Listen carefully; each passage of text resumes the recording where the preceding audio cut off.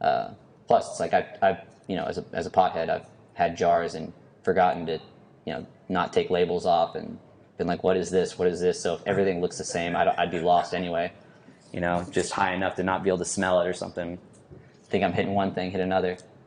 I was just talking to Dread Pirate about bottles of wine, right? You Yeah. can't see that color necessarily. No. You're not buying with your eyes for wine. You're buying on taste and smell and Yeah. that whole process. But the consumer is going for blue diamonds and fucking. Yeah. Or, ooh, that's a pretty picture. Yeah, right. Right. Yeah. Like that label a lot. Yeah, I've definitely seen a lot of really nice boxes and gone to a lot of meetings where that's the push. You know, it's like I'm there for process and extraction, and the meeting kind of takes that turn of like, well, look at this box. The aesthetics on it are so nice. You know, the way that it feels, it's like an iPhone box, and it's like, okay, yeah, that's cool.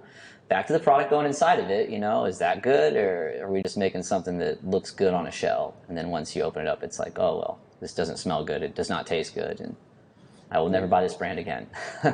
And I'm sorry if I'm asking too many questions. No, you're good. You're good. What's your take on the whole mold thing? Like, can't mold end up in rosin? Oh yeah. And it can be remediated from BHO. Yeah. Well, for the most part, mold and BHO is very difficult, but I've seen it. I've seen plenty of people who just have high moisture content. They didn't clean their live resin enough, so when they went to extract, they pulled a little bit of water like through the column. Then they end up with a little bit of water in their final product. They didn't degas it enough because water has such a higher boiling point than BHO does. So you end up with a little bit of water in there, and then just time, not selling it, things like that.